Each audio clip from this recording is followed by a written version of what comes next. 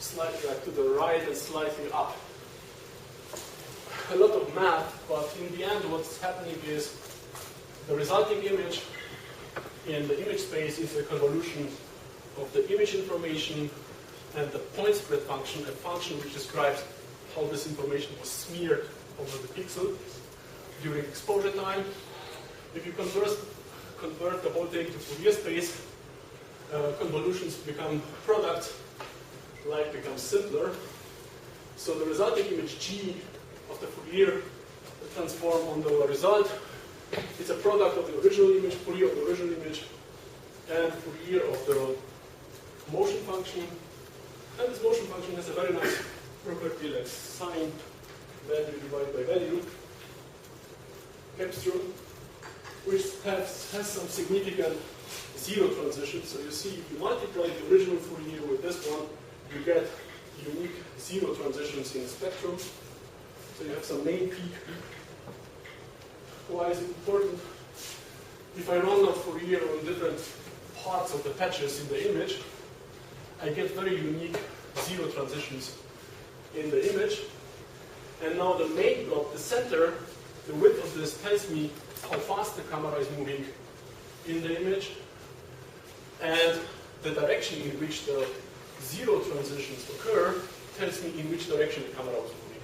So suddenly I'm able to track the motion just using a single camera image, not two, just by using the information which was acquired during acquisition. Now, look at a little bit more towards application. Robomobile, a DLR car, has 18 cameras and is using them to navigate the system. So what most people will try to do is actually doing navigation based on 3D information. Okay, this is not really, the actors are not really skilled here.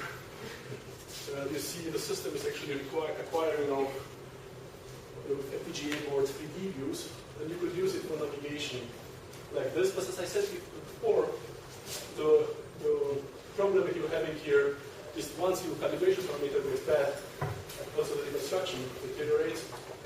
So what we're doing here is also trying to understand how to parse information just in complex situations in a robust way.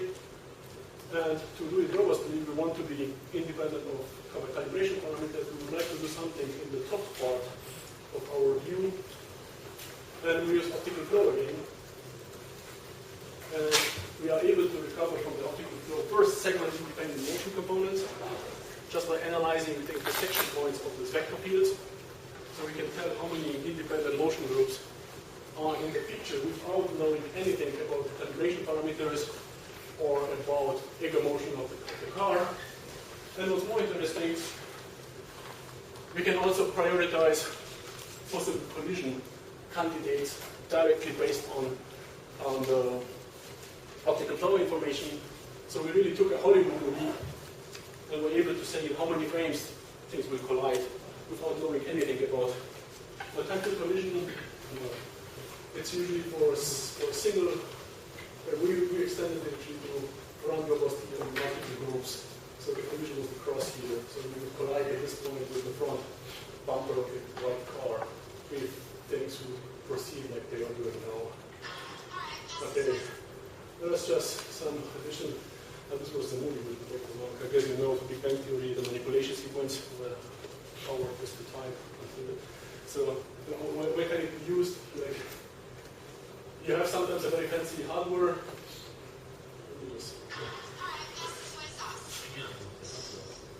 So in the current system, to manipulate the manipulator, there is some action required, and you would like to replace it with.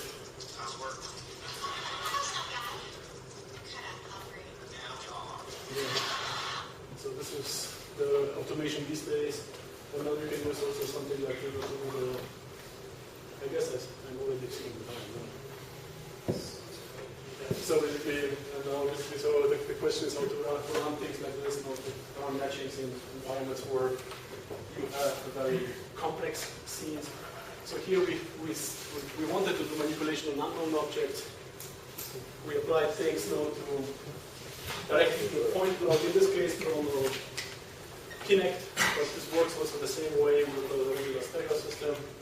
So the system is using a priori information to map known objects into the point cloud. The nice thing is that the system does not need any pre-segmentation. It's running directly on the point cloud, and it's now matching the reference structure in this case to directly the point cloud and segmenting directly in the point cloud. So you can have a really cluttered environment, and the system is able to recognize the single objects and to sort them. So since it's matching actually to a database, it knows how to grasp them, it knows what it is, and what type of interaction it can do with it. It's nice to look at quality here. Just for this. So this is something which is, and you can extend it also to the form of the settings. So check of built a little bit here. So the problem you're having is, to do this like that, you would need to have as many reference models as objects in the scene. The problem, at least in my lab, is we don't have two similar cups. So the students are just breaking them all the time. So you would have to, already for the cups, you would need to have 20 different models in the system to match. So we try to extend it to generalize between shapes. And this system is giving similarity heat maps between what's seen and what's expecting. And now you can basically use kind of information to transform from one to the other. Tracking is very important to understand what's happening in the scene. We learn a lot from humans, so one thing we learn is matching shape geometry to reference values, which tells us what's manipulated. What's also important is to understand the way how it's manipulated, and we do it just by observe the motion of the object during manipulation. To do this, you need to be really fast. Your 30 Hz camera is not fast enough for a fast motion. You apply a 30 Hz camera to a motion of the human putting a chocolate box from one place to the other. If you're lucky, you get 2 frames along the trajectory. So we need something faster. We run it on a hybrid system, high-speed videos, which gives us also the ways of the manipulation. And the last thing is, of course, applying the 4-day compliance system. So this is work from Kubina Schmidt and the group from VR, where the system is using now tracking and 3D reconstructions to fly autonomously. So here you have the system which starts in a building, reconstructs the interior of the building, flies out of the window, and then flies around the building to fly in through the door back to the building. So the green part is in the building, the red part is outside, then it's able to come back to the original position while reconstructing a 3D map on board of the flying system. You see that since it's storing everything on the map, the resolution is a little bit lower. It's just 10 centimeters, but this is just due to the space requirements of the map. And the second map of this, you can reconstruct just by flying direct using this stuff I showed you is this here. This is Corbinian again now in the Alps. Just for some redundancies, not 4 propellers but 8 propellers. It's just flying the system, getting images, reconstructing the motion from the images. And so the blue points is where the system actually was checking it. And when he comes back, he actually can now get from the system a 3D map of where it was flying. So you can imagine, it's pretty interesting, I think, to plan your next hiking trip, just to check like what's the. And there's some other stuff that is typical. So I hope I can kind of try to explain, in my opinion, what's the difference between the different tracking modalities.